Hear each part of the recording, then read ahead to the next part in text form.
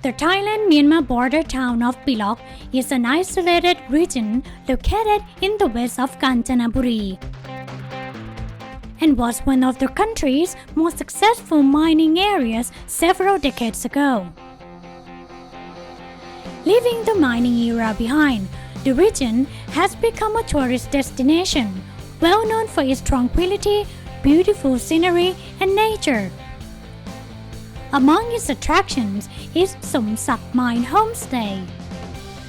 A destination in itself, the homestay is run by the Australia-born Glenis Pantu, the wife of the departed Somsak, who was one of the most successful mine concessionaires of Pilok. Nicknamed Auntie Glen, the warm and loving lady always welcomes her guests with great hospitality and is full of amazing life stories she is never bored of telling. The homestay sits at the end of the 5-kilometer trail that takes 40 minutes to reach. Even experienced riders and drivers find the trail challenging. Upon arrival, you will be greeted by the smiling host. A variety of delicious and freshly baked homemade cake is offered at the self-help station.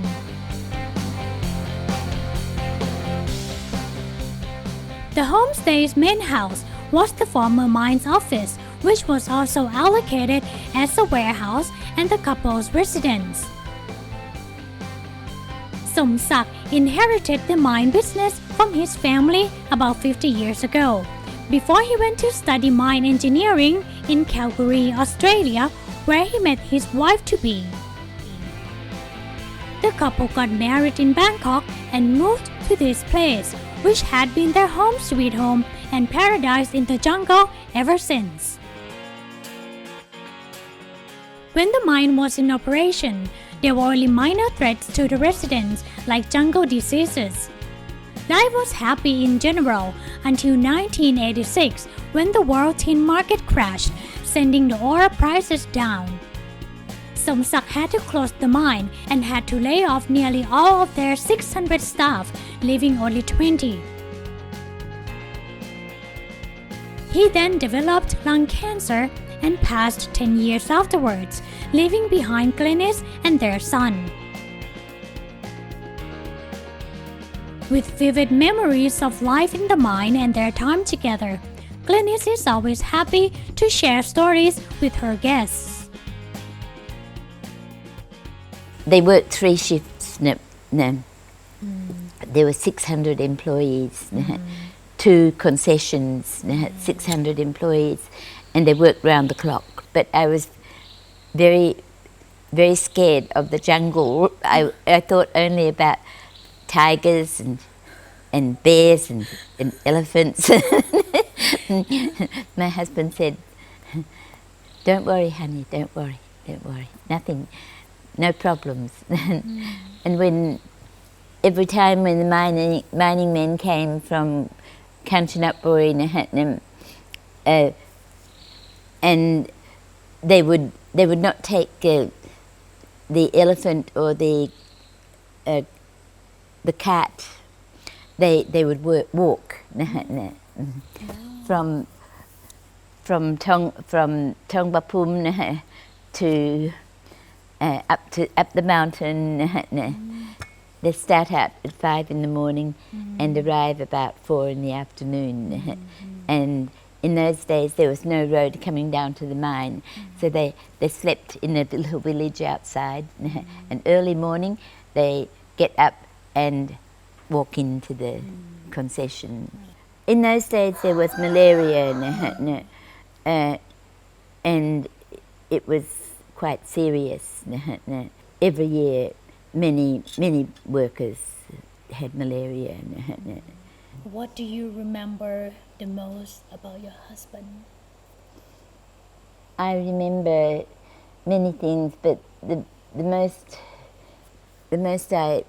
that I admired was his quiet.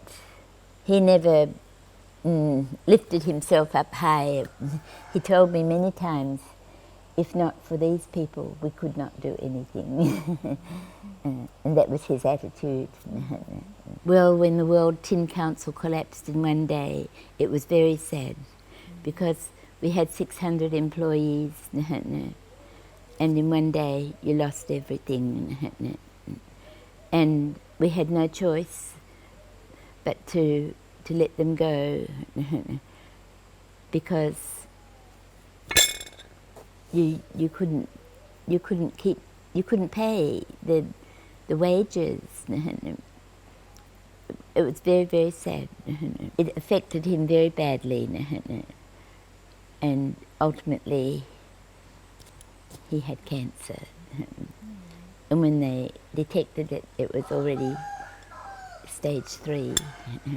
I was in Ramatibidi for 10 months with my husband until the last day. And one night he asked me, "What are you going to do when I'm gone?" I told him, "Don't worry, darling, I will go back to Pilok." And he nodded and closed his eyes. Do you still think of him every day? Yes. Everywhere I look, the memories are so clear.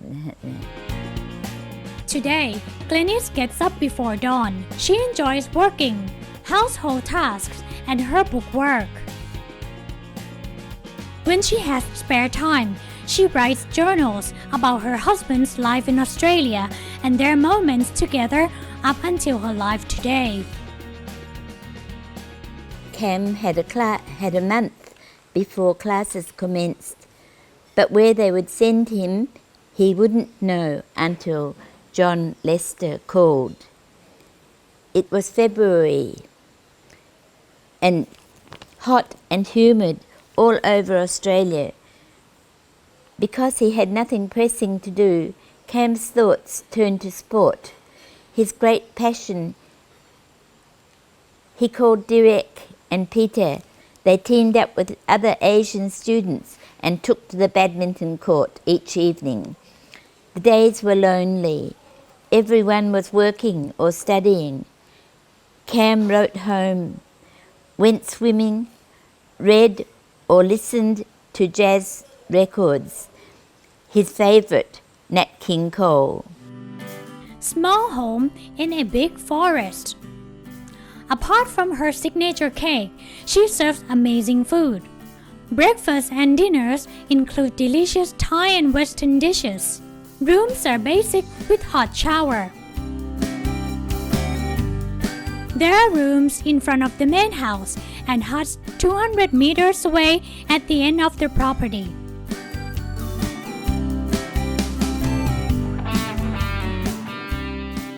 The homestay is about 3 kilometers from Thong Pa Phum National Park's headquarters. Contact Chalee, the assistant of Glennis, in advance to check room availability and to arrange to be picked up by his 4-wheel drive from Pilok Police Station or the park's headquarters on the main road. Somsak Mine Homestay, a small home in a big forest where memories live on.